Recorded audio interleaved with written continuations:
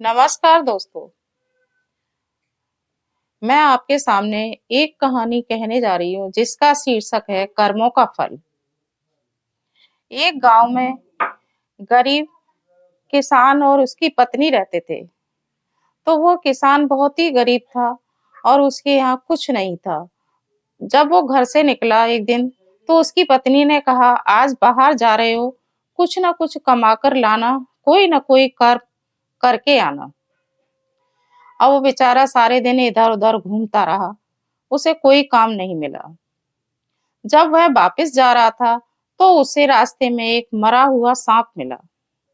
उसने कहा कि आज मैं यही घर ले जाता हूँ और पत्नी को दिखाकर उसे डरा दूंगा, जिससे वह मुझसे कुछ नहीं कहेगी। अब वो चल दिया। उसने लाठी पर सांप को लिया और घर पर पहुंच गया। और पत्नी ने कहा, आज क्या करके आए? तो उसने कहा, ये कमाई की है मैंने, ये मरा हुआ सांप लाया हूँ। पत्नी ने उस सांप को छत पर फेंक दिया और कहा कि मरा हुआ सांप बड़ा शुभ होता है, चलो आज कुछ तो किया। अब वो यही सोच रहा था कि पत्नी इतने में ही खुश हो गई। तो देखिए क्या हुआ, एक बाज जो है मंडराता हुआ छत पर आया। उसके चोंच में सोने का हार था।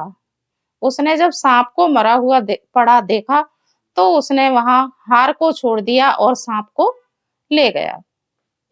जब उसकी पत्नी छत पर गई, तो वो हार हार उसने देखा और उसे लेकर के बहुत खुश हुई कि देखिए, कुछ न कुछ कर्म करने से हमें कुछ तो प्राप्ति हुई।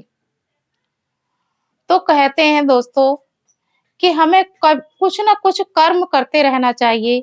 रुका हुआ पानी भी सड़ जाता है, बहता हुआ पानी निर्मल हो जाता है। और जब भगवान ने हमें पैर दिए हैं, तो हमें बैठ करके पैर पसार के बैठे नहीं रहना चाहिए, जबकि चल करके कुछ ना कुछ कर्म करते रहना चाहिए। कर्मों का फल हमें अच्छा ही मिलता है। जय श्री कृष्ण।